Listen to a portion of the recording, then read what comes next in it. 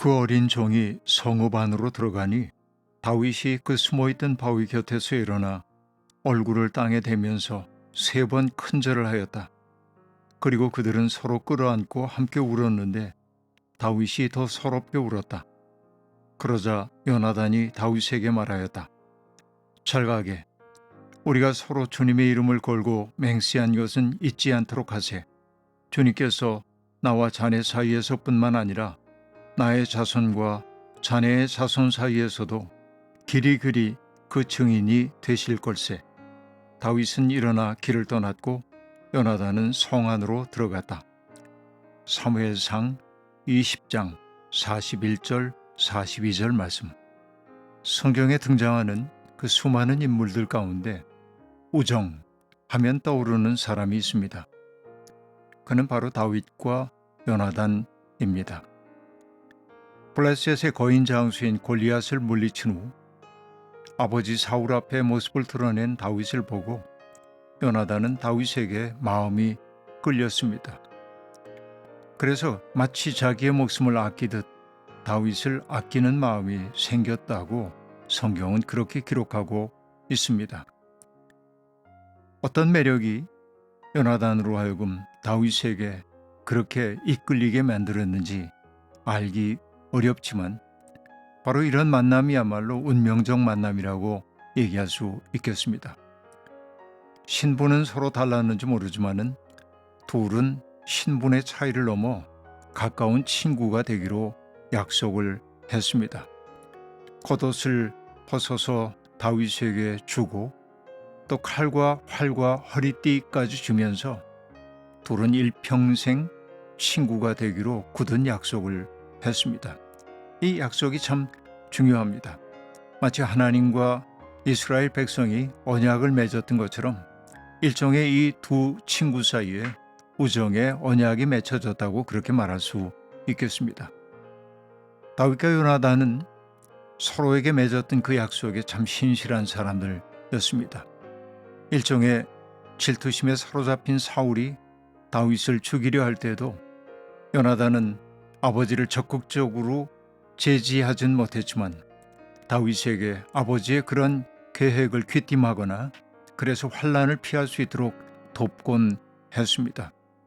다윗은 정말 많은 어려움을 겪었습니다.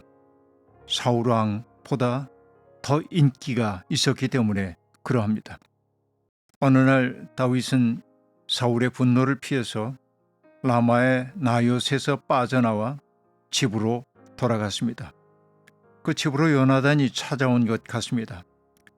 다윗은 요나단에게 자기의 잘못이 무엇이기 때문에 이렇게 사울이 집요하게 죽이려 하느냐고 요나단에게 항의 아닌 항의를 했습니다.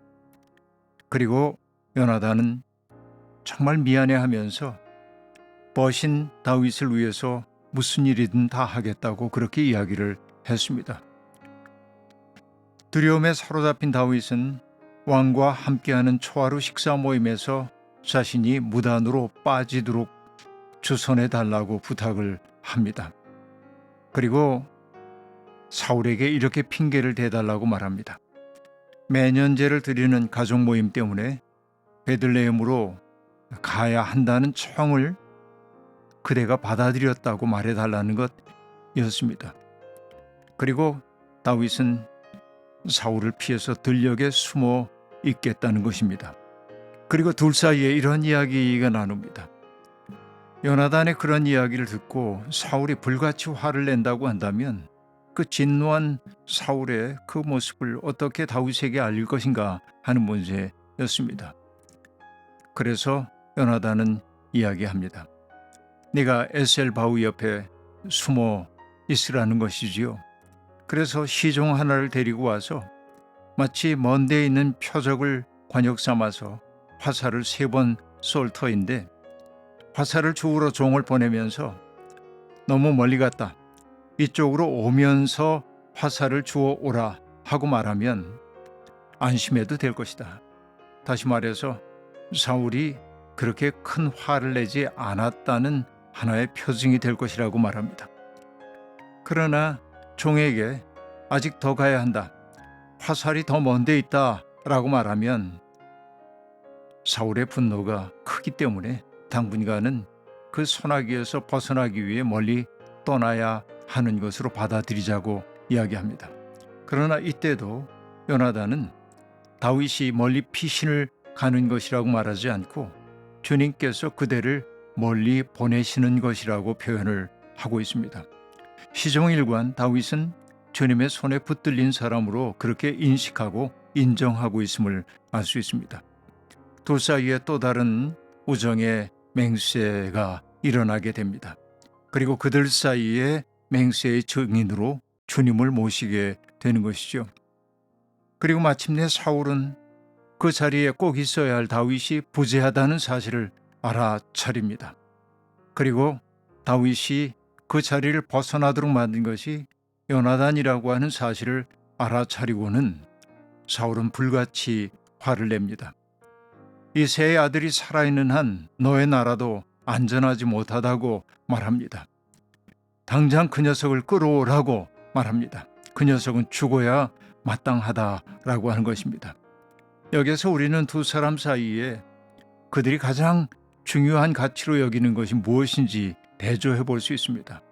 사울은 자기에게 주어져 있는 권력을 지켜내는 것이 무엇보다도 중요합니다. 권력의 장애가 되는 요소들은 언제라도 제거되어야 한다고 생각하는 것이 사울입니다. 그러나 요나단은 비록 그 권력의 길에서 벗어날는지 모르지만은 다윗과 맺었던 우정을 지키는 것이 더욱더 중요한 존재입니다. 다시 얘기하자면 요나단은 마치 언약을 지켜가는 신실한 사람으로 표상되고 있음을 알 수 있습니다. 아버지가 그렇게 다윗을 미워하는 것을 보고 요나단은 항의합니다. 도대체 다윗의 죄가 무엇이냐는 것이죠. 그러나 요나단은 자리를 피합니다. 그러나 생각하면 생각할수록 가슴이 아파서 못 견뎌 합니다.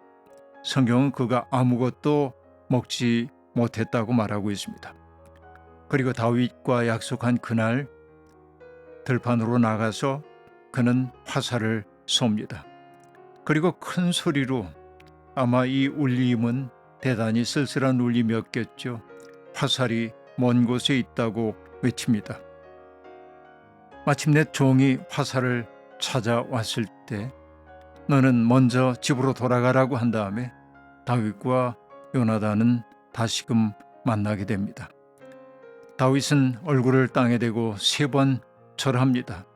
그들이 인생에서 다시는 함께 할 수 없다는 사실을 어쩌면 직감했기 때문인지도 모르겠습니다.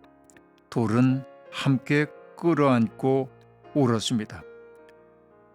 이 우정에, 이 아름다운 우정에 대한 이야기를 보면서 제게 떠오르는 것은 키케로의 우정에 관하여라고 하는 글입니다.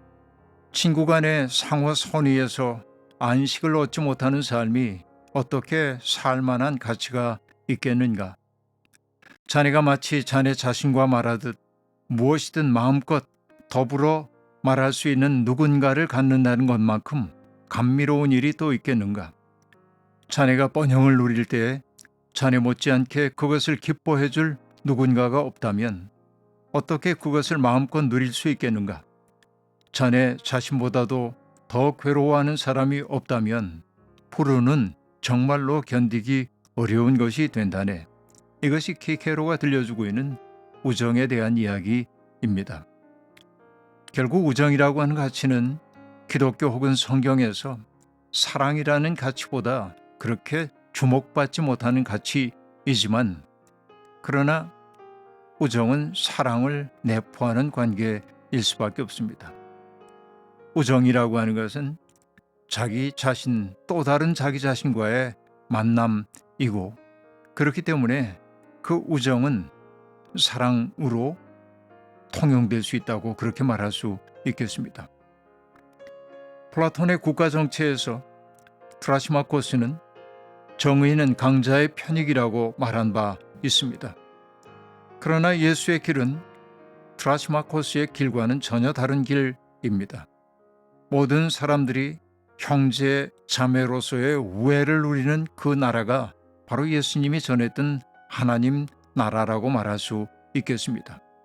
요나단과 다윗은, 특별히 요나단은 이익과 손해를 따지지 않는 우정의 전범입니다. 단순히 인간적인 끌림에 따른 우정이 아니라 이 둘 사이에 하나님의 헤세드를 중심에 둔 우정이라고 하는 사실이 무엇보다도 중요하다고 여겨집니다. 바로 이 둘 사이의 우정은 예수 그리스도로 말미암아 이루어진 공동체의 하나의 예시라고도 이야기할 수 있겠습니다. 다윗과 요나단, 그들의 아름답지만은 슬픈 만남은 이렇게 막을 내리게 됩니다. 하나님, 외로운 인생길에서 허심탄회하게 흉금을 털어놓을 수 있는 벗 하나가 있었으면 좋겠습니다. 다윗이 어디에도 속하지 못한 사람이 되어 흔들릴 때 요나단은 다윗의 든든한 설당이 되어 주었습니다. 예수님은 사람이 자기 친구를 위하여 자기 목숨을 내놓는 것보다 더 큰 사랑은 없다 하셨습니다. 그리고 당신의 명령을 따라 사는 사람들을 가리켜 나의 친구라 하셨습니다. 주님, 그런 신뢰와 우정을 저버리지 않는 사람이 되고 싶습니다. 순간마다 흔들리는 우리들을 꼭 붙들어 주십시오. 아멘.